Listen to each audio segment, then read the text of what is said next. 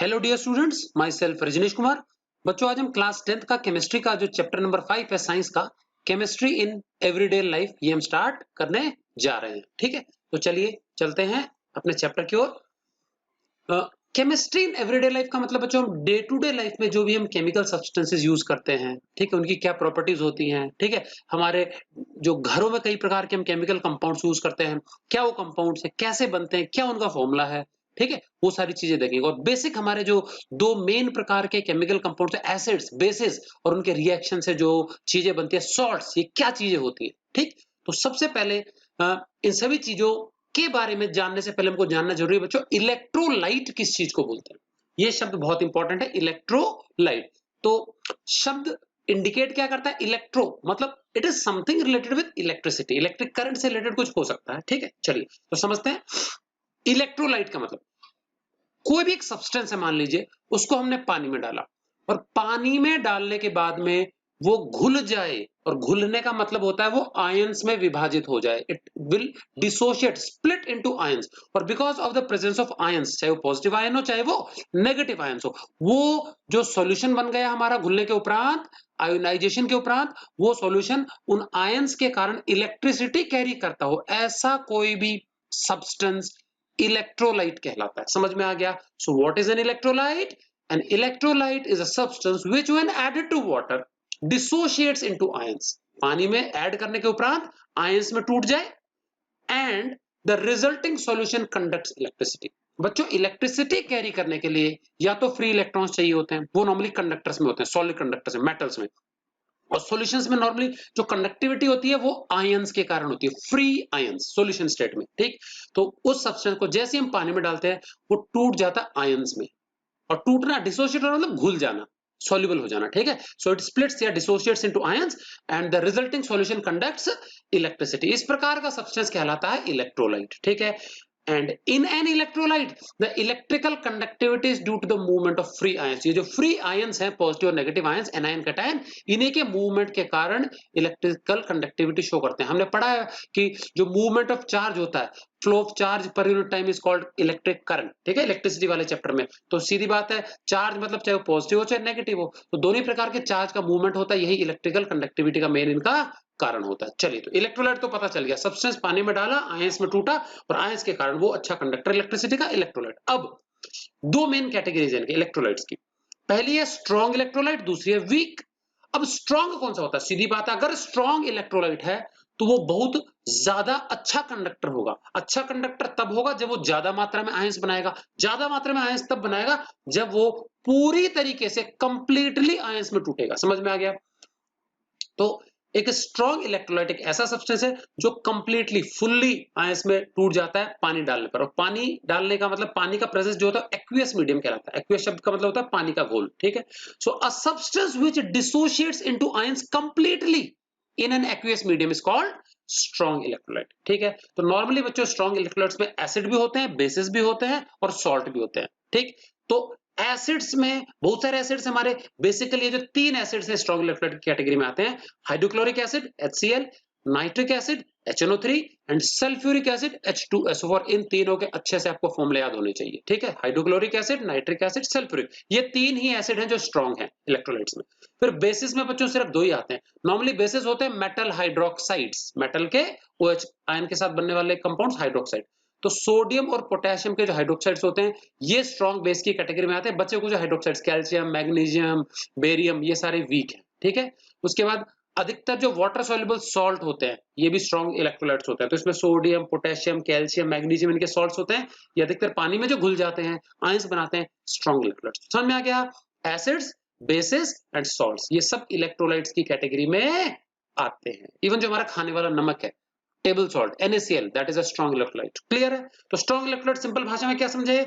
ऐसा पदार्थ जो पानी में डाला पूरी तरीके से आयंस में विभाजित हो जाए, और जो रिजल्टिंग सॉल्यूशन है बेहतरीन कंडक्टर हो इलेक्ट्रिसिटी का, होता है स्ट्रॉन्ग इलेक्ट्रोलाइट। एसिड्स हैं, बेसिस हैं। एसिड्स में 3 बताए, बेसिस में 2 बताए, और सॉल्ट्स हमारे बहुत सारे हो सकते हैं जो वाटर सॉल्युबल है। उसके बाद वीक इलेक्ट्रोलाइट क्या होता है? तो बच्चों वीक इलेक्ट्रोलाइट मतलब ये बहुत ही वीकली डिसोशिएट होता है, मतलब आयंस में टूटता तो है लेकिन बहुत ही कम आयंस में डिसोशिएट होता है। समझ में, का पूरी तरह से आयन नहीं बनाता। तो मान लो हमने एक मॉलिक्यूल डाला, उसमें टोटल सपोज हमारे 100 मॉलिक्यूल्स हैं कंपाउंड के, ठीक है कि नहीं? और 100 मॉलिक्यूल्स में से 2-4 मॉलिक्यूल 5 मॉलिक्यूल में भी या उससे भी कम 1%, आधा परसेंट या 0.01% बहुत ही कम नंबर ऑफ मॉलिक्यूल्स टूट करके आयंस बनाएंगे। अधिकतर टूटते ही नहीं है, डिसोशिएट नहीं होते हैं। तो यहाँ आयन फॉर्मेशन बहुत ही कम होता है। समझ में आ गया? तो अ substance which dissociates very less, अब कितना कम हो सकता है?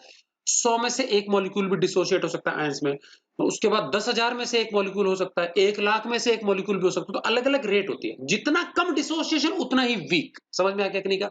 तो नॉर्मली बहुत ही कम डिसोसिएशन होता है। अ substance which dissociates very less into ions in aqueous medium, पानी के प्रेजेंस में बहुत कम संख्या में आयंस बनाता हो, वो कहलाता है वीक इलेक्ट्रोलाइट। समझ में आ गया? तो बच्चों इसमें भी एसिड और बेस आते हैं, ठीक? तो एसिड्स में वीक इलेक्ट्रोलाइट कौन से हो गए? मैंने अभी ऊपर 3 स्ट्रॉन्ग बताए थे, HCl, HNO3, H2SO4। उसके अलावा बचे कुछ है जो एसिड्स हैं, ये सारे वीक हैं। तो अब देखो H2CO3 carbonic acid, H2SO3 sulphurous acid, जो सल्फ्यूरिक एसिड था ना H2SO4, उसमें से एक O कम कर दिया। Phosphoric acid H3PO4, nitric acid में HNO3 होता था, एक O कम कर दिया HNO2 नाइट्रस, तो 1 की जगह अस आ गया। तो सल्फ्यूरस बना सल्फ्यूरिक से, नाइट्रस बना नाइट्रिक से, एक-एक O कम कर दिया, तो ये वीक हो गए दोनों के दोनों। ये फॉस्फोरिक एसिड है। और ये हमारा एसिटिक एसिड है, विनेगर, सिरका, जो हमारे अचार के लिए प्रिजर्वेटिव यूज होता है ना, एसिटिक एसिड, वो है ये। इथेनोइक एसिड भी बोलते हैं या फिर एसिटिक एसिड। तो CH3COH, ये सारे के सारे वीक एसिड्स हैं। कार्बोनिक एसिड हमारा कोल्ड ड्रिंक्स में होता है, सोडा वाटर जो है वो है ये, ठीक? उसके बाद जो बेसिस हमारे, मैंने बताया था पोटेशियम और सोडियम के हाइड्रोक्साइड स्ट्रॉन्ग बेस है, बाकी सारे वीक है। तो कैल्शियम का hydroxide CaOH whole twice, OH whole twice क्यों लगा? क्योंकि कैल्शियम का चार्ज +2 होता है, OH का -1 होता है, अदला बदली हो जाती है चार्ज की, 2 यहाँ लग जाएगा, 1 यहाँ नीचे लगाने की जरूरत नहीं है।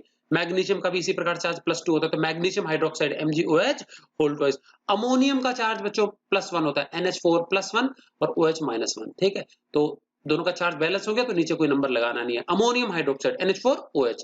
बेरियम हाइड्रोक्साइड, बेरियम का कैल्शियम के जैसी चार्ज होता है +2, Ba2+ OH -1, अदला बदली हो गई चार्ज की, तो BaOH whole twice. Aluminium hydroxide, aluminium का चार्ज होता है +3 आयन और OH का -1, तो 1 इधर लगाना नहीं है, 3 इधर नीचे लग जाएगा। तो डिसिमिलर होते हैं चार्ज, तो ही नीचे अदला बदली चार्ज की होगी कंपाउंड फॉर्मेशन में, 1 लगाने की आवश्यकता होती नहीं है। और जहां पे भी ये जो पॉलीएटॉमिक आयन होता है, तो उसमें क्या होता है, नीचे ब्रैकेट में लगा के होल में लगाना। सिंगल लेटर होता है, सिंगल एलिमेंट है, तो बिना ब्रैकेट के लगा सकते हैं। समझ में आ गया? चलिए, तो ये थे हमारे क्या है, वीक बेसिस, ये वीक एसिड। तो ये सारे के सारे वीक इलेक्ट्रोलाइट्स की कैटेगरी हो गई। क्लियर है? चलिए अगला हम पढ़ेंगे बच्चों न्यूट्रलाइजेशन रिएक्शन क्या होता है। तो जैसा कि हमको पता है एसिड्स जो होते हैं बच्चों और बेसिस, ये दोनों बिल्कुल परस्पर विरोधी गुणों वाले कंपाउंड्स हैं। समझ में आ गया? एसिड और बेस बिल्कुल आपस में एक दूसरे के जानी दुश्मन है, विरोधी है। अगर इनकी मुलाकात करवा दी गई, लड़ेंगे झगड़ेंगे, तो इनके बीच में जो केमिकल रिएक्शन होता है, जो कि एक दूसरे को, ये इनकी प्रॉपर्टीज को नष्ट कर देते हैं। भाई सीधी बात है, लड़ाई का मतलब होता है दूसरे को डिस्ट्रॉय करना। तो एसिड तो बेस को डिस्ट्रॉय करता है, बेस करता है एसिड को, और दोनों ही एक दूसरे की प्रॉपर्टीज को नष्ट करने का काम करते हैं। इसी प्रकार का रिएक्शन कहलाता है न्यूट्रलाइजेशन रिएक्शन। और नष्ट करने के उपरांत जो रिजल्ट मिलेगा वो क्या मिलेगा? एक सॉल्ट बनेगा और साथ में बनेगा वाटर। समझ में आ गया? So the reaction of an acid with a base to form salt and water. समझ में आ गया? किसी एसिड का रिएक्शन बेस के साथ में, जिससे कि सॉल्ट बन जाए कोई एक और साथ में बन जाए पानी, ये जो रिएक्शन है ये कहलाता है न्यूट्रलाइजेशन रिएक्शन। क्या कहलाता है? Neutralisation reaction. समझ में आ गया कि नहीं? क्या and features of neutralisation reaction, क्या क्या प्रॉपर्टीज होती है इस रिएक्शन की? तो सबसे पहला इंपॉर्टेंट, ये बच्चों प्रकृति में होने वाले सबसे तेज गति से जो रिएक्शन होते हैं वो है, इनसे तेज कुछ नहीं होता। These are the fastest reactions taking place in nature। बच्चों कुछ ऐसे रिएक्शंस हैं जिनको होने में हफ्तों का, महीनों का भी समय लगता है। जैसे लोहे में जंग लगना, एकदम से नहीं लगेगी ओवरनाइट। कुछ ऐसे रिएक्शन जिनमें कई घंटे लगते हैं, कुछ ऐसे रिएक्शन जिनको खत्म होने में कई मिनट लगते हैं, सेकंड्स लगते हैं। बच्चों ये एक ऐसा रिएक्शन है जो 1 सेकंड के 1000 करोड़वें पार्ट में खत्म हो जाता है। समझ में आ गया? अगर मैं 1 सेकंड के 1000 करोड़ हिस्से कर दूं 1 सेकंड के, उतने छोटे से समय में भी ये रिएक्शन कंप्लीट हो जाता है। So these are the fastest reactions taking place in nature and they take about 10⁻⁻10 seconds for completion. उसके बाद जनरली एक्सोथर्मिक होते हैं। एक्सोथर्मिक रिएक्शंस वो होते हैं जहां पर हीट एनर्जी रिलीज होती है। तो एसिड और बेस का रिएक्शन कराते हैं तो एक दूसरे के प्रॉपर्टीज को नष्ट तो करते हैं, साथ में कुछ हीट एनर्जी भी बाहर निकलती है, तो हीट रिलीज होती है, तो इस प्रकार के रिएक्शन कहलाते हैं एक्सोथर्मिक। तो ये एक्सोथर्मिक होते हैं एसिड बेस रिएक्शन। और तीसरा इंपॉर्टेंट है, दोनों ही इस रिएक्शन के दौरान एक दूसरे की प्रॉपर्टीज को डिस्ट्रॉय करते हैं। एसिड की प्रॉपर्टीज भी नष्ट हो जाएंगी, बेसिस की भी। So the properties of acid and base they get destroyed during the reaction. तो न्यूट्रलाइज करना का मतलब ये होता है नष्ट करना। हिंदी में मीनिंग क्या, न्यूट्रलाइज मतलब होता है दूसरे को प्रभावहीन कर देना। तो एसिड तो बेस को प्रभावहीन कर देता है और बेस कर देता है एसिड को। That's why the reaction is known as neutralisation reaction. ठीक है कि नहीं? क्या हिंदी में इसी को बोलते हैं उदासीनीकरण। क्या बोलते हैं? उदासीनीकरण। तो जो रिएक्शन होता है, रिएक्शन के बाद में दोनों उदासीन हो जाते हैं, निष्क्रिय हो जाते हैं। चलिए एग्जांपल्स हम कुछ देखेंगे। अब बच्चों एक बहुत जरूरी बात है, इस चैप्टर में आपको बहुत सारे रिएक्शंस लिखने को आएंगे, बैलेंसिंग करने को आएगी। ठीक है, तो रिएक्शन लिखने के लिए आपको केमिकल कंपाउंड्स के नाम जो है, नाम से फॉर्मूले बनाने आने चाहिए। तो इसके लिए मैंने बच्चों 9th क्लास के जो आपके प्लेलिस्ट में देखना जा करके, वहां पे एक मैंने चैप्टर नंबर जो उनका आई थिंक 3rd है, वहां पे मैंने केमिकल कंपाउंड्स के एनायन कैटायंस की लिस्ट डाली है और पूरा प्रॉपर फॉर्मूला मेकिंग डाला हुआ, how to make chemical formula. तो आई थिंक ये चैप्टर नंबर 3 का पार्ट नंबर 1, 2 और 3 में से इन तीनों पार्टों में मैंने समझाया है कि किस प्रकार से केमिकल कंपाउंड्स के फॉर्मूला राइटिंग होती है। तो एनायन और कैटायन की लिस्ट है, वहां पे आपको 9th क्लास में भी पढ़ाया गया था, वो बहुत जरूरी है। ठीक है, तो अगर किसी का मिस हो गया या भूल भी गए हो तो वहां से जाकर के एक बार पक्के अच्छे तरीके से ये एनायन कैटायन वाली लिस्ट आप लोग इस चैप्टर से पहले नोट करेंगे अपनी नोटबुक में। ठीक है, और उसके बाद ही इस चैप्टर पे आगे प्रोसीड करेंगे। हमारा चैप्टर नंबर 5 और उसके बाद अगला जो chapter number 6 total chemical reaction based chapter है। और बिना केमिकल फॉर्मूला राइटिंग के आपको क्या केमिकल रिएक्शन समझने में दिक्कत आ सकती है, तो वहां से अच्छे से आप लोग केमिकल फॉर्मूला मेकिंग सीखेंगे। मीनवाइल मैं यहाँ पे भी बताते जाऊंगा। ठीक है, चलिए कुछ एग्जांपल्स हमारे। एसिड हमारा HCl, hydrochloric acid, base NaOH। Reaction करेंगे तो जब भी एसिड बेस रिएक्शन होता है तो एक तो बनता है वाटर। तो वाटर कहां से बनता है? एसिड का तो H और बेस का OH, इनको मिला के तो बनेगा वाटर। तो H और ये H और O H2 बन गया और साथ में NaCl, सोडियम क्लोराइड। अब ये कैसे बनाया सोडियम क्लोराइड? हमने रटना नहीं है। Na का चार्ज +1 होता है, क्लोराइड का -1 होता है, तो +1 -1 दोनों का चार्ज बराबर हो गया। जब भी चार्ज ऊपर का बराबर हो जाता है 1 1 2 2 3 3, तो नीचे कोई भी नंबर लगाना नहीं है, तो NaCl। नीचे नंबर तभी लगेंगे जब डिसिमिलर अलग अलग चार्जेस होता है, तभी नीचे नंबर कैरी करके आते हैं फॉर्मूला मेकिंग में। ठीक है, तो NaCl plus water, sodium chloride plus water. ठीक है, ये हो गया न्यूट्रलाइजेशन रिएक्शन। अगला nitric acid plus calcium hydroxide, acid base reaction है। अब नाइट्रिक एसिड में देखो H और इसका OH, ये दोनों मिलाकर के क्या बन जाएगा? बैलेंसिंग बाद में सीख लेंगे। H और OH मिलाकर के क्या बन जाएगा? वाटर बन जाएगा। समझ में आ गया कि नहीं? क्या थोड़ी देर के लिए टाइम बीइंग के लिए मैं 2 हटा लेता हूँ। ठीक है, आपको बैलेंसिंग में समझा दूंगा। सपोज ये 2 हमने हटा दिया तो कैसे करेंगे, और ये भी 2 हटा दिया सपोज। ठीक है, तो आपको मैं भी एकदम से बता दूंगा कैसे बैलेंसिंग करनी है। ठीक, तो देखो nitric acid HNO3, calcium hydroxide, lime water. ठीक है, ये बेस है, ये एसिड है। तो रिएक्शन किया तो इसका तो H एसिड का और इसका बेस का OH मिलके वाटर बनेगा। आंख बंद करके वाटर बना देना। अब क्या बचा इधर? तो कैल्शियम जो बेस है उसका तो कैल्शियम और इसका एनायन नाइट्रेट, तो ये कैल्शियम नाइट्रेट हमारा अंदर अंदर वाले दोनों सॉल्ट बना लेंगे, कैल्शियम नाइट्रेट। तो कैल्शियम नाइट्रेट का फॉर्मूला कैसे लिखेंगे? अब कैल्शियम का चार्ज होता है +2 और नाइट्रेट NO3 -1, तो -1 मतलब 1 इधर लगाने की जरूरत नहीं है, और कैल्शियम का 2 प्लस मतलब 2, तो इधर 2 लग जाएगा होल ट्वाइस में, क्योंकि NO3 हमारा पॉलीएटॉमिक आयन है, तो होल ब्रैकेट में लगा के नीचे 2 लगा देंगे, चार्ज की अदला बदली हो जाएगी। समझ में आ गया? तो कैल्शियम नाइट्रेट प्लस वाटर। अब बच्चों बैलेंसिंग कैसे करनी है? जब कभी आपको फॉर्मूला राइटिंग में ऐसे किसी पॉली एटॉमिक आयन के ऊपर ब्रैकेट दिखाई दे तो ब्रैकेट से स्टार्ट करना। देखो NO3 पूरा कितनी बार है? 2 बार। होल ट्वाइस है ना, 2 बार है, तो इधर भी 2 बार होना चाहिए। तो देखो ये NO3 पूरा 2 बार है, तो यहाँ शुरू में क्या लगा देंगे हम? 2 लगा देंगे। समझ में आ गया? तो NO3 हमने 2 बार कर दिया। क्लियर? अब अब हमको देखना है हाइड्रोजन। हाइड्रोजन बच्चों यहाँ पे देखो, इसमें तो 2 बार हो गया 2H, और इधर देखेंगे ब्रैकेट में भी H, ये 2 बार है, तो 2 और 2 कितने? 4H हो गए, तो यहाँ पे 4H होने चाहिए। तो 4 में से देखो हाइड्रोजन सिर्फ इधर वाटर में ही है, 4 चाहिए, तो यहाँ तो 2 है, तो यहाँ पे शुरू में अगर 2 लगाएंगे तो 2 2 जा क्या हो जाएगा? 4 वाटर हो जाएगा। समझ में आएगा? 4 हाइड्रोजन हो जाएगा। तो हाइड्रोजन बैलेंस कर दिए। अब चेक करते हैं सिर्फ ऑक्सीजन बैलेंस करना। मैं NO3 को काउंट कर चुका हूँ, तो ये ऑक्सीजन नहीं लेने। NO3 बराबर कर दिया था ना, NO3 2 बार है, NO3 2 बार है यहाँ पे। अब उस NO3 वाले ऑक्सीजन को छोड़ करके ऑक्सीजन यहाँ कितना बचा? 2 बार। तो NO3 वाले को छोड़ के ऑक्सीजन 2 बार, तो ये देखो O 2 बार हो गया, और एक कैल्शियम, तो बैलेंस हो गया। समझ में आ गया? तो इस प्रकार से आप बैलेंसिंग कर लेंगे। अगला हमारा है एसिटिक एसिड प्लस NaOH, तो इसमें क्या हो जाएगा? एसिटिक एसिड का H, ये वाला जो लास्ट का H है ये, और इधर का OH, ये मिलके वाटर बनाएंगे, तो H और OH मिलके वाटर बन गया, और साथ में CH3COO Na।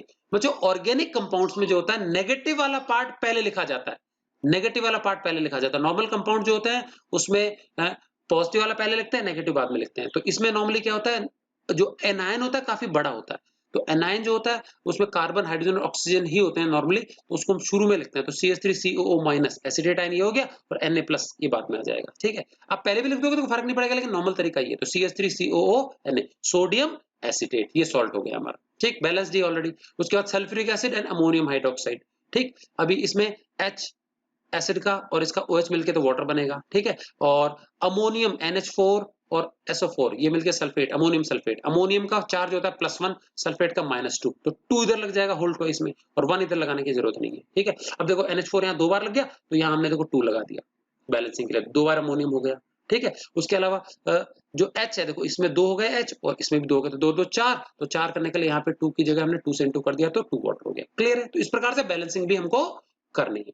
क्लियर है, तो ये था बच्चों न्यूट्रलाइजेशन रिएक्शन। अगले चैप्टर में दोबारा आएगा, जब वहां पे हम केमिकल रिएक्शंस और कैटलिस्ट के बारे में पढ़ेंगे ना, तो this is one of the type of reactions. अब हमारे डेली लाइफ में यूज होने वाले चैप्टर का नाम है केमिस्ट्री इन एवरीडे लाइफ। तो डेली लाइफ में यूज होने वाले जो बेसिक हमारे 2 मेन प्रकार के कंपाउंड्स है बच्चों, इसमें हम एसिड बेस और सॉल्ट ही पढ़ने वाले इस चैप्टर में।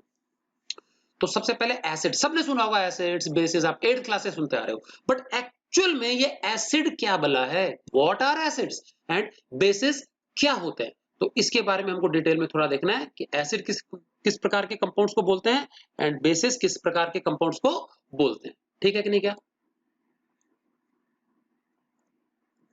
ओके, सो बच्चों अलग अलग समय पे अलग अलग लोगों ने क्या है एसिड्स और बेसिस को डिफाइन करने की कोशिश की है। ठीक, और कोई भी पर्सन एसिड्स और बेसिस को कंप्लीटली ढंग से डिस्क्राइब नहीं कर पाया, सबके कुछ कुछ ड्रॉबैक्स हैं। तो हम देखेंगे किस किस पर्सन ने क्या क्या एसिड बेसिस के बारे में कहा, थेरीज दी। तो सबसे पहली जो थ्योरी है बच्चों वो है आर्हेनियस थ्योरी। ये दी गई थी 1887 में, और हमको जस्ट पता करना है एसिड, इनके इस थ्योरी के अनुसार एसिड क्या चीज होती है और बेस क्या चीज होता है। समझ में आ गया? तो बच्चों जो एनसीईआरटी सिलेबस है, सीबीएसई का एनसीईआरटी सिलेबस है, उसमें सिर्फ और सिर्फ आर्हेनियस थ्योरी ही दी गई है। समझ में आ गया? लेकिन आपको फिर आगे चल के 11th क्लास में साइंस में केमिस्ट्री में आपको 2 और थ्योरीज पढ़नी पड़ेंगी। टोटल 3 थ्योरीज है एसिड बेस थ्योरीज। पहली है आर्हेनियस थ्योरी, दूसरी है ब्रोंस्टेड एंड लाउरीज थ्योरी, एंड तीसरी है लुईस एसिड बेस थ्योरी। तो बच्चों ये तीनों ही थ्योरीज आपको आरबीएससी में 10th क्लास में यहीं पे समझाई गई हैं, तो यहाँ पे डिटेल में समझेंगे। इनके ऊपर एक बड़ा 5 मार्क्स का क्वेश्चन भी आ सकता है, briefly describe various acid base theories with example. समझ में आ गया? तो हमको हर एक थ्योरी के बारे में बताना है according to that theory, what is acid, what is base. Clear? चलिए, तो आर्नियस थ्योरी जो थी वो दी गई थी 1887 में, और आर्नियस ने क्या है एसिड और बेस की क्या डेफिनेशन बताई। तो उसने क्या बताया, एसिड एक ऐसा सब्सटेंस होता है जिसको पानी में डालने पर वो फ्री हाइड्रोजन आयन देता है, हाइड्रोजन आयन H+ आयंस। और इसी प्रकार से बेस एक ऐसा सब्सटेंस है जो पानी में डालने पर फ्री हाइड्रोक्सिल आयंस देता है, OH- आयन। समझ में आ गया? तो एसिड वो सब्सटेंस होते हैं जो पानी में डालने पर, तो पानी के प्रेजेंस का मतलब होता है एक्वियस मीडियम। तो acid is a substance which gives hydrogen ions in aqueous medium. इसी प्रकार से अ base is a substance which gives hydroxyl ions, hydroxide बोल दो या हाइड्रोक्सिल आयंस बोल दो, एक्वियस मीडियम में। तो पानी में अगर एसिड को डाला H+ आयंस मिलने चाहिए, बेस को डाला OH आयंस मिलने चाहिए। तो सीधी बात है, आर्हेनियस ने सिंपल भाषा में बताया कि एसिड जो होते हैं हाइड्रोजन आयन वाले कंपाउंड्स होते हैं, बेस होते हैं हाइड्रोक्सिल आयन वाले कंपाउंड्स होते हैं। ठीक है, और ये आयन सिर्फ पानी के प्रेजेंस में ही बनाते हैं, बिना पानी के प्रेजेंस में नहीं बनाएंगे। तो इसका मतलब ये जो थ्योरी है ये सिर्फ एसिड और बेस को सिर्फ पानी के प्रेजेंस में ही उनका बिहेवियर मानती है। बिना पानी के एसिड एसिड नहीं है, बेस बेस नहीं है। सो acid behaves like an acid only in presence of water, because पानी के प्रेजेंस में ही ये हाइड्रोजन आयन बनाएगा। इसी प्रकार से base will behave like a base only in presence of water. Aqueous medium बहुत कंपलसरी है। चलिए, तो एग्जांपल ले लेते हैं। सपोज HCl एक एसिड है, हाइड्रोक्लोरिक एसिड H का कंपाउंड है। अब इसमें एक्सेस वाटर, बहुत सारा पानी डाल दिया हमने, खूब सारा पानी डाल दिया, तो वाटर के मॉलिक्यूल्स क्या इस H आयंस को अलग कर लेते हैं, Cl को अलग कर लेते हैं, और ये घुल जाएगा, डिसोशिएट हो जाएगा आयंस में। और हम पढ़ चुके हैं इलेक्ट्रोलाइट एक ऐसा सब्सटेंस होता है जो पानी में डालने पर आयंस में विभाजित हो जाए। तो ये बनेगा H+ आयन, ये बनेगा Cl- आयन। तो देखो H+ आयन Cl, और जब भी बच्चों आयन बने तो यहां ब्रैकेट में लिखना AQ। AQ मतलब होता है पानी के प्रेजेंस में बना, एक्वियस मीडियम, ये ऊपर लिखा है ना। इसके बिना नहीं लिखेंगे। अगर आप यहाँ AQ नहीं लिखेंगे इसका मतलब होती है प्लाज्मा स्टेट, जो कि बहुत ही लाखों डिग्री सेल्सियस टेम्परेचर पे ही संभव है। तो यहाँ पे AQ लिखना बहुत जरूरी है, ठीक है। तो ये बन गया हाइड्रोजन आयन। अब क्योंकि देखो इस पदार्थ ने पानी में डालने के बाद में कौन सा आयन बना दिया, हाइड्रोजन आयन बना दिया। और क्योंकि हाइड्रोजन आयन बन रहा है तो इसका मतलब क्या है, एज पर डेफिनेशन ये है एसिड। समझ में आ गया। चलिए और एग्जांपल देख लेते हैं हम। ये तो था एसिड का डेफिनेशन, ठीक है। अब एक बेस का देख लेते हैं। ये हमारा NaOH एक बेस है, ठीक है। अब ये हाइड्रोक्साइड्स होते हैं, OH आयन देगा। ये बहुत सारा पानी डाला तो Na+ अलग हो जाएगा, OH- अलग हो जाएगा। Na+ अलग, ये एक्वियस मीडियम में, OH- अलग एक्वियस मीडियम में, ये हाइड्रोक्साइड आयन बना। तो क्योंकि OH आयन बना माइनस, तो देयरफॉर ये बेस हो गया। पानी हमको खूब सारा डालना है। चलिए अब यहाँ पे देखो एक एक H और एक एक OH मिला था, ज्यादा भी हो सकते हैं। मान लो हमने एक सल्फ्यूरिक एसिड ले लिया H2SO4 पानी में डाला, तो यहाँ पे देखो इसके पास 2 हाइड्रोजन है तो 2H+ मिलेंगे। सल्फेट SO4 2- आयन मिल जाएगा। AQ मतलब पानी के प्रेजेंस में 2 हाइड्रोजन आयन मिले, ये क्या हो गया, एसिड हो गया। तो अगर H+ मिले तो एसिड है, OH आयन मिले तो वो बेस है, ठीक है। ये एसिटिक एसिड डाला हमने तो CH3COO ये माइनस का चार्ज है और H+ ये प्लस का आएगा। तो H+ पहले दिखा दिया, CH3COO माइनस, ये एसिडेट आयन है तो ये हमारा एक्वियस, इसको छोड़ दो। H+ मिला, ये हमारा क्या हो गया, एसिड हो गया। So any substance if it gives H+ ions in aqueous medium it is an acid. और अगर वो बेस OH- आयन देगा तो वो क्या होगा, बेस होगा। क्लियर है चीज। चलिए और ऊपर एरो पे लिखना, बहुत सारा हमने एक्सेस में वाटर डाला है तभी होगा। अब इंपॉर्टेंट चीज, बहुत इंपॉर्टेंट चीज ध्यान देंगे अगला, ये हाइड्रोनियम आयन क्या चीज होती है बच्चों, what do you mean by hydronium ion, ठीक है। अच्छा आपको एक चीज बता दूं, मान लीजिए हमने एक स्ट्रॉन्ग एसिड लिया, क्या लिया, स्ट्रॉन्ग एसिड लिया, फॉर एग्जांपल HCl लिया। मैंने 100 मॉलिक्यूल HCl के लिए 100 के 100 मॉलिक्यूल हमने पानी में डाल दिए, और HCl एक स्ट्रॉन्ग इलेक्ट्रोलाइट है, पहले बता चुका हूं।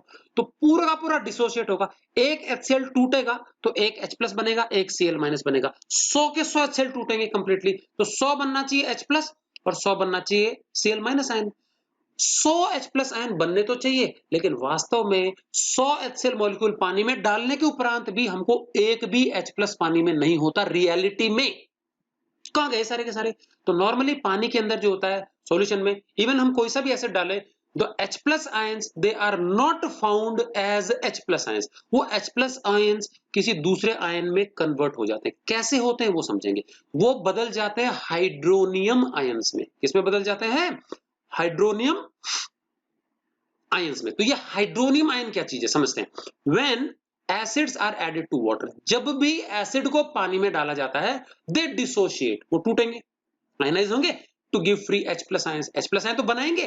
These H+ ions react with water molecules, और ये H+ आयन जो होते हैं ना, ये क्या है, पानी के मॉलिक्यूल के साथ में क्या कर जाते हैं, रिएक्ट कर जाते हैं due to their polar nature. क्योंकि वाटर मॉलिक्यूल जो है ना पोलर नेचर। अभी पोलर नेचर क्या होता है बच्चों, पोलर कंपाउंड एक ऐसा कंपाउंड होता है जिसमें अलग अलग चार्ज्ड एंड्स होते हैं, पॉजिटिव एंड भी होता है और नेगेटिव एंड भी होता है। तो इस प्रकार में से उनमें पोलैरिटी डेवलप हो जाती है, पॉजिटिव और नेगेटिव एंड। तो वाटर मॉलिक्यूल पोलर मॉलिक्यूल है क्योंकि उसमें पॉजिटिव और नेगेटिव दोनों प्रकार के चार्ज एंड्स होते हैं, अभी समझाऊंगा कैसे। और because of the polar nature of water, जो H+ आयंस है वो क्योंकि पॉजिटिव चार्ज है, तो ये नेगेटिव वाला जो एंड है पानी का उसकी तरफ अट्रैक्ट होकर उसके साथ बॉन्ड बना लेता है, और जो चीज मिलेगी वो कहलाता है हाइड्रोनियम आयन। समझ में आ गया। So H+ ion combines with water to form hydronium ion. तो क्यों कंबाइन होगा वो देखेंगे। सो इसी कारण से किसी भी एसिड सॉल्यूशन में H+ आयन H+ के रूप में ना पाया जा करके किस रूप में पाया जाएगा, हाइड्रोनियम आयन। अगर एक H+ है तो एक हाइड्रोनियम आयन बना देगा, 100 है तो ये 100 बन जाएंगे। सारे के सारे H+ आयन जो होते हैं they are found in the form of hydronium ions in acid solution. समझ में आ गया। तो रियल में एक्चुअल में हाइड्रोनियम आयन होते हैं एसिड में, H+ नहीं मिलता। क्यों देखते हैं। चलिए ये पानी का मॉलिक्यूल है बच्चों, H2O, H, H और O। अब बच्चों यहाँ पे इलेक्ट्रॉन की शेयरिंग के कारण बॉन्ड बना हुआ है। ऑक्सीजन और हाइड्रोजन में क्या है, इलेक्ट्रॉन की शेयरिंग 9th क्लास में पढ़ चुके, covalent bond, the bond formed by sharing of electrons. Oxygen जो होता है उसके 6 इलेक्ट्रॉन होते हैं आउटरमोस्ट शेल में, 6 में से 2 और 2 ऊपर ऐसे कैसे पड़े रहते हैं, एक एक इलेक्ट्रॉन यहाँ शेयर करता है, और हाइड्रोजन अपना एक इलेक्ट्रॉन शेयर करता है। तो ये जो एक डंडा मैंने दिखाया हुआ है बॉन्ड, यहाँ पे 2 इलेक्ट्रॉन्स हैं, one belongs to hydrogen, other belongs to oxygen. Similarly यहाँ पे भी है। अब ये इलेक्ट्रॉन पेयर जो है बॉन्ड पेयर कहलाता है, जो कि बॉन्ड में जिसने हिस्सा लिया हुआ है, भाई बॉन्ड फॉर्मेशन में हिस्सा लिया हुआ है। और दो दो इलेक्ट्रॉन्स, 2 जोड़े इलेक्ट्रॉन्स के ऑक्सीजन के ऊपर ऐसे बचे हुए हैं जिसने बॉन्ड में हिस्सा नहीं लिया है, वो कहलाता है लोन पेयर। अभी थोड़ी देर में डिस्कस करेंगे बॉन्ड पेयर लोन पेयर के बारे में, ठीक है। अब होता ही है ऑक्सीजन का न्यूक्लियस भारी भरकम है क्योंकि उसके पास 8 एटॉमिक नंबर है तो 8 प्रोटॉन्स है, जबकि हाइड्रोजन का न्यूक्लियस बहुत छोटा है।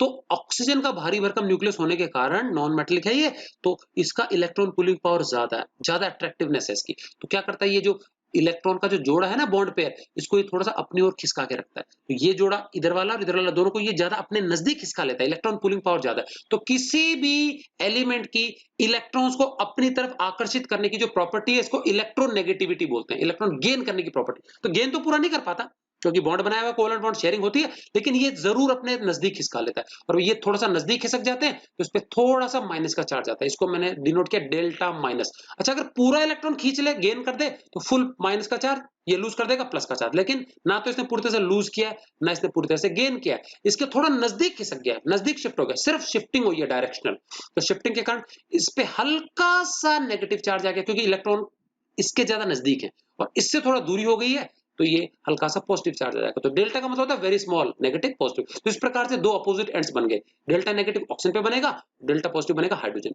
अब ये H प्लस आयन है, तो ये पॉजिटिव एंड जो होता है ये इस नेगेटिव एंड की तरफ अट्रैक्ट होता है क्योंकि ये तो पानी है, हर मॉलिक्यूल ऐसा होगा पोलर। तो ये H प्लस जब इसके पास अट्रैक्ट, अच्छा एक और चीज बता दूं, ये डेल्टा नेगेटिव और ये दोनों डेल्टा पॉजिटिव, ये सारा चार्ज मिला के जीरो हो जाएगा, ठीक है ना। अब ये जो हाइड्रोजन आयन है ये इसके तरफ अट्रैक्ट होगा, यहाँ चिपक जाएगा और यहाँ पे एक और बॉन्ड बना लेगा। तो एक्चुअल में वैसे सब ये चार्ज टोटल जीरो ही होता है, तो जो चार्ज है बहुत सारा ये H प्लस का है, तो डेल्टा मतलब वेरी स्मॉल चार्ज। तो H प्लस का जो चार्ज है प्लस का चार्ज वैसे का वैसा पड़ा रहेगा। तो ये जो नया मॉलिक्यूल बनेगा, तो देखो H इधर चिपक गया, ये चिपक गया, और ये जो पॉजिटिव चार्ज है भाई ये सारा चार्ज जीरो है टोटल मिला के, तो कुल मिला के बस ये प्लस का चार्ज बचेगा इस पे, ये प्लस का चार्ज हमने यहाँ लगा दिया। ये हो गया हाइड्रोनियम आयन H3O प्लस। तो शॉर्ट में इसको ऐसे लिखेंगे, H प्लस एक्वियस ये रहा, वाटर ये रहा, ऐड हो जाता है और H3O, और सेम जो प्लस का चार्ज हो इधर भी ऐसा कैसा आ जाएगा, तो H3O पॉजिटिव। इस आयन को हाइड्रोनियम आयन बोलते हैं। तो बच्चों हम थोड़ी सी मॉडिफाई भी कर सकते हैं। Acids are those substances which when added to water gives free hydronium ions। समझ में आ गया, बनता तो H प्लस ही है बट वो कन्वर्ट हो जाते हैं हाइड्रोनियम आयंस में। समझ में आ गया। चलिए अब इंपॉर्टेंट चीज, ये तो थी आर्निस कॉन्सेप्ट, तो समझ आ गया। तो एसिड्स वो पदार्थ हैं जो पानी में डालने पर H प्लस आयंस देते हैं, बेसिस वो पदार्थ हैं जो पानी में डालने पर OH माइनस आयंस देते हैं। क्लियर है? ओके। तो बच्चों इस थ्योरी की लिमिटेशंस क्या है?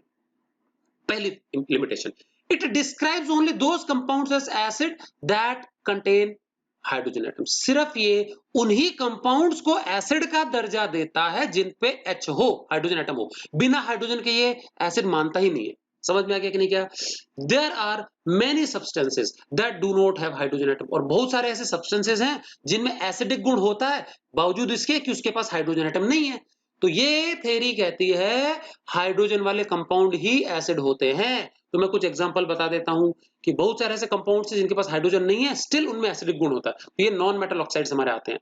तो देखो, there are many substances that do not have hydrogen atom still they behave like acids. Example, carbon dioxide acidic oxide है, SO2 sulphur dioxide, sulphur trioxide acidic गुण होता है, फास्फोरस ट्राइऑक्साइड एसिडिक गुण, नाइट्रोजन डाइऑक्साइड, ये सारी acidic oxides हैं।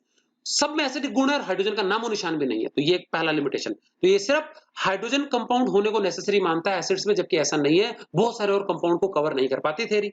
उसके बाद it describes only those compounds as bases that contain OH minus ions. सिर्फ बेस का दर्जा उन्हीं कंपाउंड्स को देता है जिनके पास हाइड्रोक्सिल आयंस हो, OH आयंस हो। लेकिन बहुत सारे कंपाउंड्स ऐसे होते हैं जिनके पास OH आयंस नहीं होते हैं, लेकिन फिर भी वो बेसिक है। एग्जांपल इसमें मेटल के ऑक्साइड्स आ गए, सारे metal oxide, sodium oxide, potassium oxide, calcium oxide, ठीक है, मैग्नीशियम ऑक्साइड, ठीक है, ये सारे के सारे क्या मेटल ऑक्साइड बेसिक नेचर के होते हैं। कहीं OH H ही नहीं है तो OH कहां से मिलेगा?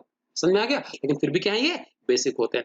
और जरूरी चीज ये कहता है कि हाइड्रोजन एटम होना जरूरी है एसिड्स में। बहुत सारे ऐसे कंपाउंड जिनके पास हाइड्रोजन होने के बावजूद भी वो एसिड नहीं है, तो ये भी गड़बड़ होता है कि हाइड्रोजन इतने सारे हैं लेकिन फिर भी क्या एसिड नहीं है। तो देखो, many compounds even though contain hydrogen atoms do not behave like acids. तो बहुत सारे ऐसे कंपाउंड्स में कुछ एग्जांपल बताऊंगा, थोक में है हाइड्रोजन एटम बट वो एसिड्स नहीं है। तो मतलब कह रहा है कि हाइड्रोजन वाले ही एसिड होते हैं, ठीक, लेकिन क्या है, कुछ कंपाउंड, ग्लूकोज ये पानी में घुल जाता है लेकिन H प्लस नहीं बनाता। तो देखो एसिड इसमें हाइड्रोजन कितने, 12 एक दर्जन है, C6H12O6। सुक्रोज जो गन्ने वाली चीनी होती है, मीठी चीनी जो हम खाते हैं घरों में, सुक्रोज, केन शुगर, 22 हाइड्रोजन है, C12H22O11। इथेनॉल अल्कोहल है, ये C2H5OH, 6 हाइड्रोजन है, 5 और 1 6। तो ये भरमार है हाइड्रोजन की, लेकिन इनमें से कोई सा भी एसिड नहीं है, सब पानी में घुलते हैं बट फ्री H प्लस नहीं देते। समझ में आ गया? तो कुछ देते हैं, कुछ नहीं देते, तो एक कंप्लीट कॉन्सेप्ट नहीं हुआ। ये कुछ ही बहुत ही छोटा सा कैटेगरी है कंपाउंड्स की जिसको एसिड बेस का दर्जा दे पाता है। तो इस कारण से हमको एक नई और ब्रॉड थ्योरी की आवश्यकता है। समझ में आ गया? So therefore there was a need for another theory of acids and bases. तो इसका अगला प्रयास बच्चों किया ब्रॉन्स्टेड एंड लॉवरी ने। समझ में आ गया? 1874 से 1936 तक इनका लाइफ थी। तो ब्रॉन्स्टेड एंड लॉवरी का कॉन्सेप्ट देखेंगे। अलग अलग लोग हैं ये, तो ब्रॉन्स्टेड एंड लॉवरी इन दोनों ने मिलकर क्या एसिड बेस थ्योरी दी थी। अब समझते हैं बच्चों प्रोटॉन क्या होता है, समझना ध्यान से। बच्चों हाइड्रोजन एटम हमारा सिंपलेस्ट एलिमेंट है, एटॉमिक नंबर 1। उसके अंदर एक इलेक्ट्रॉन होता है एक ही ऑर्बिट में, और एक प्रोटॉन होता है जो कि न्यूक्लियस के अंदर होता है, न्यूट्रॉन होता नहीं है। अब अगर ये हाइड्रोजन एटम अपना जो एकमात्र इलेक्ट्रॉन लूज कर दे, तो उसके न्यूक्लियस में मात्र एक प्रोटॉन ही तो बचेगा। तो हाइड्रोजन आयन इलेक्ट्रॉन लूज करने पर H प्लस आयन बन जाएगा। तो H प्लस आयन को ही हम प्रोटॉन भी कह सकते हैं, बिकॉज वो प्रोटॉन ही होता है। क्योंकि हाइड्रोजन एटम के न्यूक्लियस में सिर्फ एक प्रोटॉन ही होता है, क्योंकि एटम नंबर 1 है, न्यूट्रॉन उसके पास होता नहीं, मास भी 1 नहीं है। समझ में आ गया? सो हाइड्रोजन आयन को हम प्रोटॉन भी कह सकते हैं। तो ये जो थ्योरी है बच्चों, ये H प्लस आयन और OH माइनस आयन के रूप में बात नहीं कर रही है, सिर्फ प्रोटॉन के टर्म से बात कर रही है। समझ में आ गया? तो Bronsted and Lowry's concept of acid and bases 1874 से 1930। साल इंपॉर्टेंट नहीं है, बस आप कॉन्सेप्ट याद रखेंगे। इट डिस्क्राइब्स, ये क्या डिस्क्राइब करती है? Acidic and basic behaviour in terms of proton donor and acceptor. मतलब कोई भी पदार्थ प्रोटॉन देता है कि लेता है, इस आधार पर एसिड और बेस को डिस्क्राइब किया गया है। तो क्या है इस कॉन्सेप्ट के अनुसार एसिड बेस की परिभाषा देख लेते हैं। एसिड बच्चों, एसिड वो पदार्थ है जो प्रोटॉन को डोनेट करता है, प्रोटॉन को डोनेट करता है। समझ में आता है? देखो एसिड का नाम खत्म हो रहा है डी से, तो डी फॉर डोनेट करने वाला, डी फॉर डोनेट करने वाला। समझ में आ गया? और ये क्या है? बी, बी फॉर बेग करने वाला, लेने वाला, एक्सेप्ट करने वाला। तो यहाँ डी मतलब दाता, डोनेट, बी मतलब बेगर। समझ में आ गया? तो प्रोटॉन का डोनर है, ये प्रोटॉन का बेगर है, एक्सेप्ट करता है, ये स्वीकार करता है, ये देता है। तो एसिड्स वो पदार्थ होते हैं जो किसी दूसरे पदार्थ को प्रोटॉन डोनेट करते हैं। प्रोटॉन मतलब हो गया H प्लस आयन। समझ में आ गया? तो acids are the substances that donate protons. तो यहाँ पे H प्लस और OH की बात नहीं हो रही। समझ में आ गया? Acids are the substance that donate protons. और इसी प्रकार से bases are the substances that accept proton. और यहाँ पे इन्होंने एक्वियस मीडियम का भी कंपल्सन नहीं बताया। पिछले में क्या बताया था? पानी में ऐड करें और H प्लस दे या OH माइनस आयन दे तो एसिड बेस। यहाँ पे एक्वियस मीडियम आवश्यक नहीं है। समझ में आ गया? तो acids are the substances that donate protons, whereas bases are the substances that accept protons. और प्रोटॉन मतलब होता है हाइड्रोजन आयन। अब समझना ध्यान से, पहले मैं नीचे रिएक्शन बताता हूं, फिर ऊपर क्या लिखा वो समझाऊंगा। मान लीजिए ये एसिड है, तो जाहिर है एसिड है तो प्रोटॉन तो होना ही चाहिए उसके पास। भाई प्रोटॉन डोनेट करेगा, डोनेट तब करेगा ना जब हो। तो देखो HA, तो H हमारा पॉजिटिव आयन बनेगा प्रोटॉन, और A हमारा एनायन है। तो एनायन के लिए मैंने A माइनस लिया, तो H पॉजिटिव है, A माइनस है, दोनों को मिलाकर के एसिड हो गया HA, जैसे HCl होता है हमारा। B फॉर बेस, ये बेस है हमारा, ठीक है। HA एसिड है, ये बेस है, और क्योंकि H इसके पास प्रोटॉन है, ये H प्लस देगा। तो जैसे ही ये H प्लस देगा, तो ये H किसको मिल गया? बेस को मिल गया। और क्योंकि एसिड कैसे बना था? H पॉजिटिव और A माइनस को मिलकर बना था, है ना। एनायन कैटायन को मिलकर बना था, कैटायन H प्लस है, एनायन ये। तो जब ये H प्लस दे देगा तो पीछे क्या बचेगा? A minus. तो देखो A माइनस, तो इसमें परिवर्तन हुआ, A माइनस बच गया, और ये H प्लस इसके साथ मिल गया। तो जब H प्लस मिल गया, अपने साथ चार्ज भी तो लेके जा रहा है, तो ये HB और प्लस आ जाएगा। समझ में आएगा भाई? H प्लस जो इसके साथ जुड़ेगा तो यहाँ पे पॉजिटिव आ जाएगा। तो बच्चों देखो ये दो प्रकार के आयंस हो गए हमारे। तो ये जो थ्योरी है, ये एसिड और बेस के रूप में आयंस को भी परिभाषित करता है। ये आयंस को भी एसिड और बेस का दर्जा देता है, जबकि ऊपर वाला जो थ्योरी थी ना, ब्रॉन्स्टेड और लॉवरी की थ्योरी, वो एसिड और बेस को आयन का दर्जा, आयंस को एसिड बेस का दर्जा नहीं दे रही है। तो इसमें ना केवल न्यूट्रल मॉलिक्यूल्स बल्कि आयंस। अब सुनेंगे, तो ये एसिड है, इसने प्रोटॉन दे दिया, तो क्योंकि इसने दिया प्रोटॉन, ये एसिड है, इसने लिया, ये बेस है। समझ में आया क्या? तो देखो H यहां से इसके पास गया, तो ये बन गया H प्लस बी, और मतलब HB प्लस, और ये बन गया A माइनस। अब ध्यान से सुनना बच्चों, ये जो एसिड हुआ करता था जिसने प्रोटॉन दिया, देने के उपरांत इसके पास प्रोटॉन की कमी आ गई, ये इसमें बदल गया। तो जो एसिड है अब वो किस में ट्रांसफॉर्म हो गया? वो बेस में ट्रांसफॉर्म हो गया। तो एसिड जो है प्रोटॉन देने के बाद में जो चीज बनाता है उसको हम कॉन्जुगेट बेस बोलते हैं। तो ये A माइनस जो है, ये इस एसिड का कॉन्जुगेट बेस हो गया। कॉन्जुगेट बेस मतलब प्रोटॉन डोनेशन के बाद में ये बेस में बदल गया। अब ये क्या है? प्रोटॉन एक्सेप्ट करने के लिए रेडी हो गया, ये एक्सेप्टर बनेगा क्योंकि इसके पास अब है नहीं, अब ये ले ही सकता है, दे तो सकता नहीं है ही नहीं ना इसके पास। तो अब एक बार जो एसिड है दाता है, एक बार दे दिया ना, उसके बाद भिखारी बन गया, अब ये लेने के लिए रेडी हो गया, समझ में आ गया, अब ये ले पाएगा। तो अब ये बेस में ट्रांसफॉर्म हो गया, अब इसने इसको दे दिया, पहले ये बेस था, इसके पास प्रोटॉन नहीं था, अब क्योंकि प्रोटॉन लेने के बाद में ये बन गया, अब इसके पास प्रोटॉन है तो ये एसिड बन गया। तो बच्चों ध्यान देना, एसिड तो बेस बन जाता है और बेस क्या बन जाता है, एसिड, इस लेन देन के उपरांत। समझ में आ गया। तो राइट साइड में जो लिखा है उसके आगे में लगा देंगे कॉन्जुगेट। कॉन्जुगेट होता है जोड़ीदार। तो एसिड का जो कॉन्जुगेट मतलब जोड़ीदार बेस है वो एनायन होता है और बेस का जो जोड़ीदार एसिड है वो कैटायन होता है। समझ में आ गया। तो एसिड जो है प्रोटॉन देने के बाद में एनायन में बदल जाता है, उस एनायन को उस एसिड का कॉन्जुगेट बेस कहते हैं और बेस प्रोटॉन एक्सेप्ट करने के बाद कैटायन बन जाता है, उस कैटायन को उस बेस का कॉन्जुगेट एसिड कहा जाता है। जानकारी ऊपर लिखी है। The base after accepting proton, ये बेस देखो, after accepting proton H plus लेने के बाद में transforms into conjugate acid, positive ion में बदल जाता है तो ट्रांसफॉर्म्स इनटू ए पॉजिटिव आयन, ये पॉजिटिव आयन में बदल गया जिसको हम conjugate acid of the base, इस बेस का कॉन्जुगेट एसिड, जोड़ीदार एसिड। समझ में आ गया। तो प्रॉपर्टी विपरीत होगी लेन देन के बाद में। सिमिलरली एसिड जो कि प्रोटॉन डोनेट कर रहा है, similarly the acid after donating proton, acid ने प्रोटॉन डोनेट करने के उपरांत ये किस में बदल जाता है, ट्रांसफॉर्म्स इनटू एन एनायन, ये नेगेटिव आयन में बदल जाता है जिसको हम इस एसिड का कॉन्जुगेट बेस बोलते हैं, which is called conjugate base of the acid. समझ में आ गया। तो कॉन्जुगेट एसिड बेस जोड़ा, एसिड का जोड़ा कॉन्जुगेट बेस के साथ होगा, बेस का कॉन्जुगेट एसिड के साथ, और ये कॉन्जुगेट शब्द राइट साइड में लगाना, एनायंस में लगेंगे और कैटायंस में लगेंगे। क्लियर है। तो देखो HA and A minus, HA and A minus are conjugate acid base pair, ये दोनों। ठीक है। इसी प्रकार से B एंड HB प्लस, ये अलग से कॉन्जुगेट एसिड बेस पेयर होगा। तो ये मैंने एक जस्ट सिंबॉलिक फॉर्म में बताया, प्रॉपर हम रियल जो है एग्जांपल वो ले लेते हैं। चलिए एग्जांपल समझते हैं अभी। अब बच्चों ऊपर जो था ना एसिड बेस प्रॉब्लम जो हमने थ्योरी पढ़ी थी आर्नियस, वो पानी को कोई भी एसिड या बेस का दर्जा नहीं देता। अब पानी जो होता है, पानी को पानी में डालेंगे तो H प्लस आयन नहीं मिलता, बट यहाँ पे जो लिविस एसिड बेस थ्योरी है, ये पानी को, वाटर को देखो, इस रिएक्शन में पानी एसिड की भूमिका में है, इस रिएक्शन में पानी बेस की भूमिका। तो पानी जो है ना वो एसिड की तरह भी काम कर सकता है और बेस की तरह भी काम कर सकता है। तो चलो चेक करते हैं। ये हमारा H2 है वाटर, ये हमने ले लिया अमोनिया, दोनों न्यूट्रल मॉलिक्यूल्स है। अब होता क्या है, H2O जो होता है ये H प्लस डोनेट करता है, क्योंकि इसमें दो आयंस होते हैं H प्लस और OH माइनस, तो ये H प्लस डोनेट करता है। तो H प्लस डोनेट करने के उपरांत H प्लस हट गया, क्या बच गया, OH माइनस, तो ये बच गया OH माइनस एक्वियस फॉर्म में। ठीक है। तो अब ये प्रोटॉन डोनर है, इसने तो क्योंकि इसने डोनेट कर दिया प्रोटॉन तो ये एसिड हो गया। ठीक है। डोनेशन के उपरांत OH माइनस बच गया तो ये कॉन्जुगेट बेस बन गया। समझेगा। तो एसिड से बनेगा बेस कॉन्जुगेट।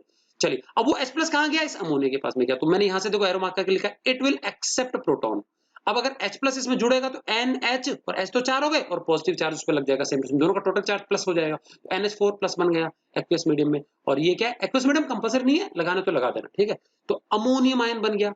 तो ये क्योंकि प्रोटॉन इसने एक्सेप्ट किया है, तो क्योंकि इसने एक्सेप्ट किया है, ये बेस है और base will transform into conjugate acid. समझ में आ गया कि नहीं क्या। तो यहाँ पे water is like an acid and ammonia is like a base. समझ में आ गया। अब देखते हैं वही वाटर मैंने HCl के साथ में लिया।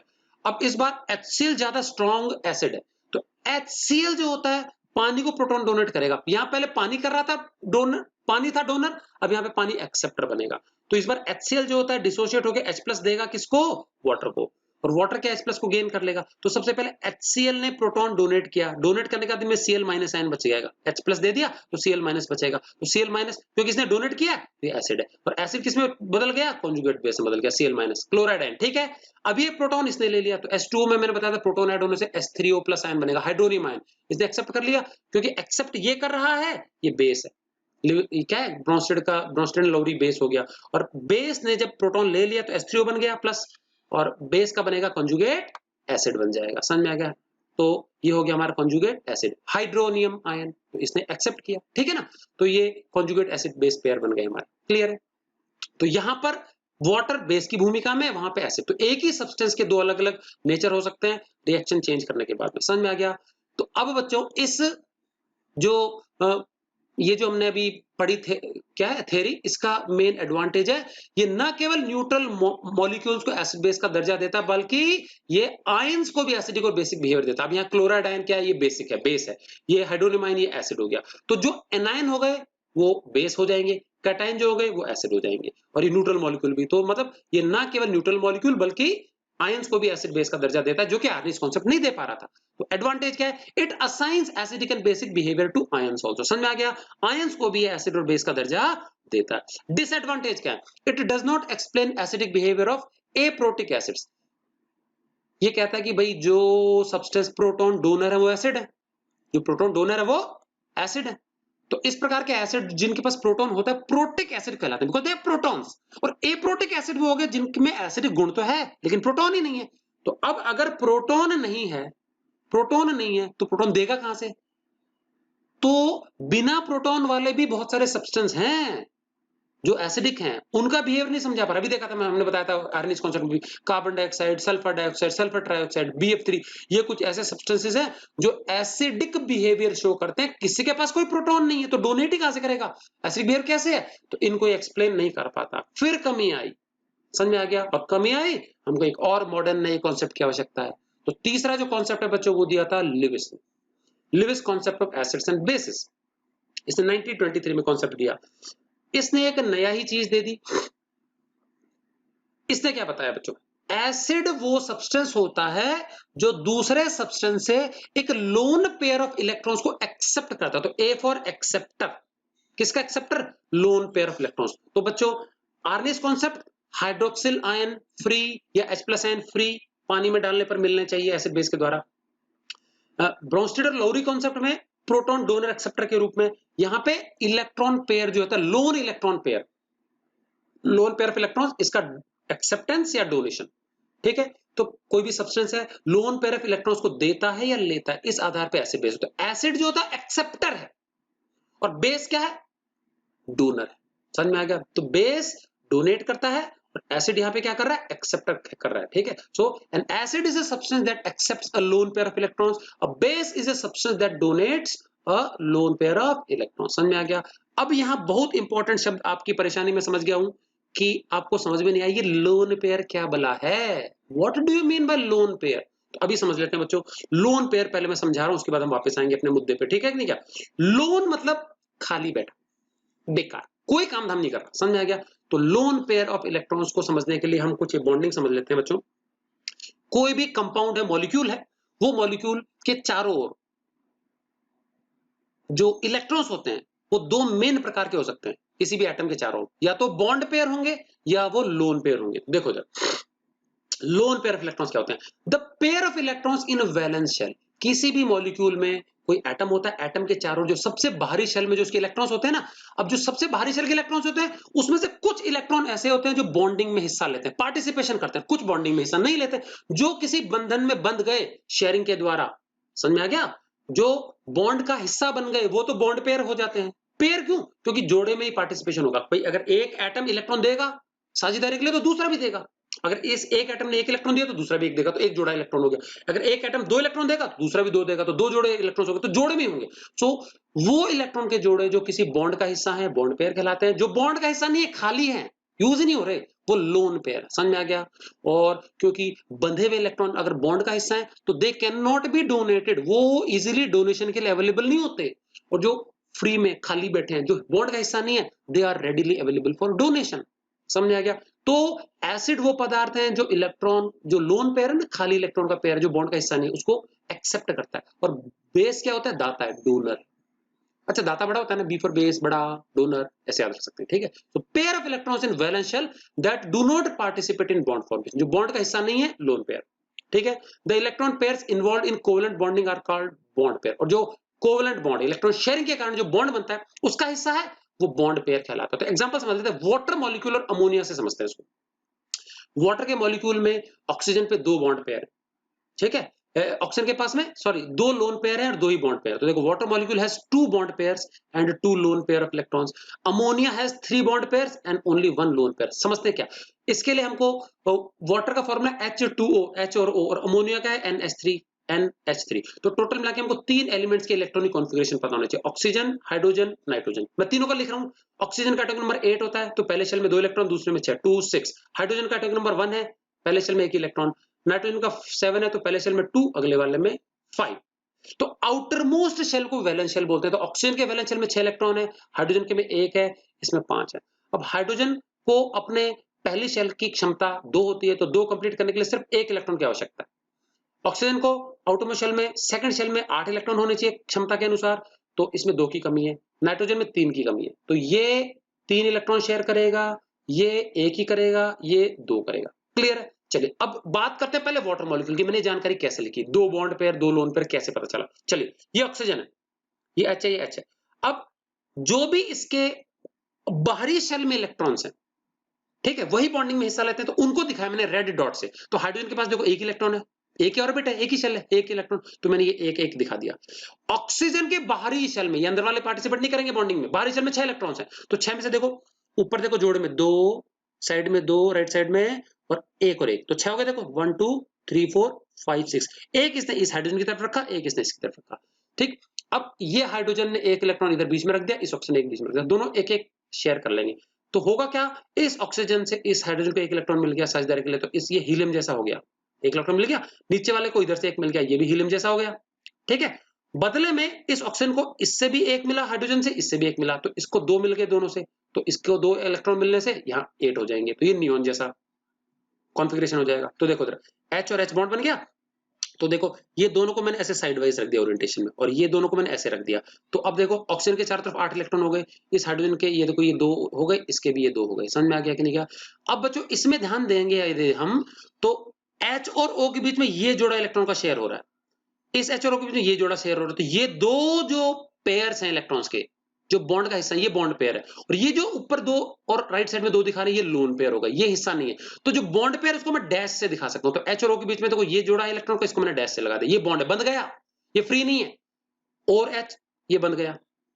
बचे हुए ना जो अभी भी फ्री है, तो अगर कोई ऑक्सीजन के पास कोई बेगर आ जाए कि भैया मुझे इलेक्ट्रॉन की जरूरत है दे दो, तो ये दिए जा सकते हैं। लोन पेयर वो डोनेट कर सकता है। तो ऐसा पदार्थ जो लोन पेयर डोनेट करे वो बेस, तो लोन पेयर खाली पीली होने चाहिए उसके पास, ठीक है, और जो स्वीकार कर ले वो एसिड। तो बच्चों यहां तो बच्चों जो वाटर है उसमें बॉन्डिंग के बाद में सब सेटिस्फेक्शन हो गया। भाई हाइड्रोजन के 2 हो गए, इसके 2 हो गए, ऑक्सीजन के 8 हो गए। लेकिन कई बार क्या होता है पता है, इलेक्ट्रॉन की शेयरिंग के कारण जो बॉन्ड बनते हैं उसके बाद भी उनकी ऑक्टेट आउटरमोस्ट शेल में 8 नहीं हो पाते।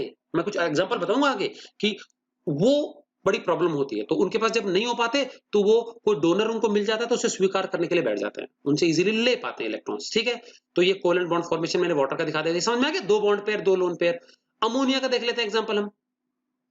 नाइट्रोजन का एटॉमिक नंबर हमारा 7 है, तो कॉन्फ़िगरेशन 2 5। तो देखो नाइट्रोजन में हमको 5 इलेक्ट्रॉन दिखाने हैं आउटरमोस्ट शेल में, तो देखो n को 5, तो 5 में से देखो बच्चों जितने हाइड्रोजन है, हाइड्रोजन कितने हैं, NH3 में 3 हाइड्रोजन है, तो मैंने एक लेफ्ट में, एक राइट में, एक नीचे दिखा दिया। हाइड्रोजन के 1-1 इलेक्ट्रॉन दिखा दिए। अब इस हाइड्रोजन के साथ में ये नाइट्रोजन 1 शेयर करेगा, इसके साथ ये 1 शेयर करेगा, 1, तो क्योंकि 1-1-1 इलेक्ट्रॉन रखे हुए इन्होंने, तो नाइट्रोजन में 1-1-1 रखेगा, तो 3 तो ये रख दिए, और 5 में से 3 रख दिए, तो 2 और बच गए। देखो ये 5 है ना, तो 2 ऊपर लगा दिए, तो नाइट्रोजन के चारों तरफ 5 इलेक्ट्रॉन में 2 ये रहे और 1-1-1, ये शेयर करके एक बॉन्ड बन गया। तो ये देखो यहाँ पे ये बॉन्ड है, तो इसको हमने ऐसे दिखा दिया, डंडे से दिखा दिया। नीचे 1 इलेक्ट्रॉन का जोड़ा शेयर हो गया, ये बॉन्ड पेयर दूसरा हो गया।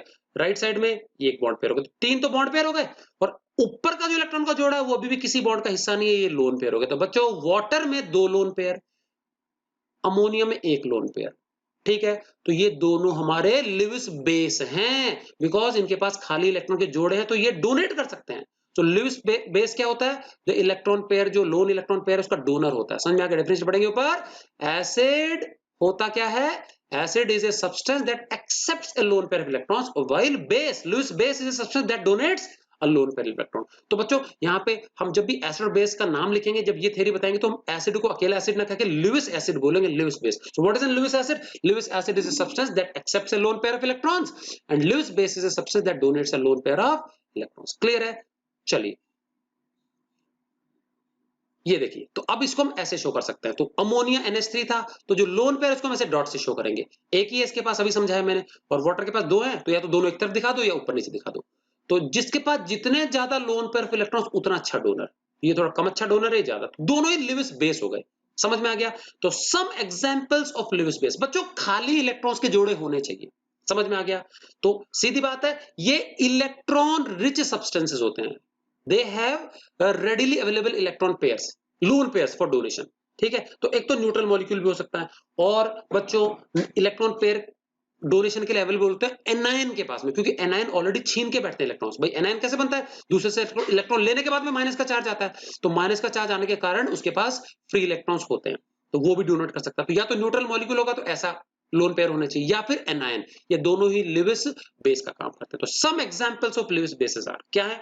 The substances which are electron rich, जो कि इलेक्ट्रॉन की जिनके पास बहुतायत होती है, जिनके पास फ्री इलेक्ट्रॉन्स होते हैं, और have loan pair of electrons which are readily available for donation act as Lewis bases। तो Lewis bases की तरह वो कंपाउंड्स एक्ट करते हैं जिनके पास लोन पेयर ऑफ इलेक्ट्रॉन्स होते हैं, जो कि रेडिली अवेलेबल है डोनेशन के लिए। तो इसमें न्यूट्रल मॉलिक्यूल आते हैं, जैसे मैंने अमोनिया और वाटर का बताया, और इसमें एनायन भी आते हैं, क्योंकि इनके पास भी नेगेटिव चार्ज है, मतलब इलेक्ट्रॉन्स हैं छीने हुए किसी से, जो कि डोनेट कर सकते हैं।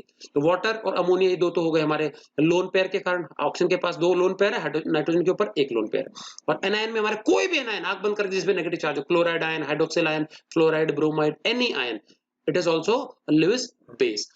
लिविस एसिड वो होते हैं जो एक्सेप्ट करते हैं लोन पेयर इलेक्ट्रॉन्स, तो मतलब इनके पास इलेक्ट्रॉन्स की कमी होती है, कंपाउंड फॉर्मेशन के बाद में इलेक्ट्रॉन का जो इनका कोटा है पूरा नहीं हो पाता, ऑटोमोल शेल में 8 इलेक्ट्रॉन नहीं हो पाते। The substances which are electron deficient and readily accept lone pair of electrons act as Lewis acids। तो जो इलेक्ट्रॉन पेयर को एक्सेप्ट कर लेते हैं लोन पेयर को, Lewis एसिड होते हैं। तो ये न्यूट्रल मॉलिक्यूल भी हो सकते हैं और कैटायन भी हो सकते हैं। तो देखो कैटायन है, ये इलेक्ट्रॉन ये दे खो चुके हैं, तो अब इनका गुण होगा इलेक्ट्रॉन लेने का, इलेक्ट्रॉन की कमी है इनके पास, पॉजिटिव आयंस के पास में, ये सारे लुईस एसिड है, तो पॉजिटिव आयंस को लुईस एसिड माना गया है। और न्यूट्रल मॉलिक्यूल, अब मैं बताने जा रहा हूं BF3 और AlCl3, ये न्यूट्रल मॉलिक्यूल क्यों एक्सेप्ट करना चाहेंगे, तो एक एग्जांपल समझ लेते हैं। चलिए, अभी मैंने बताया था कि अमोनिया जो होता है, अमोनिया इसमें देखो NH3 में ये बॉन्ड पेयर है, ये बॉन्ड पेयर, बॉन्ड पेयर, एक इसके पास लोन पेयर है, लोन पेयर हमने इस तरफ रख दिया राइट साइड में खाली वाला।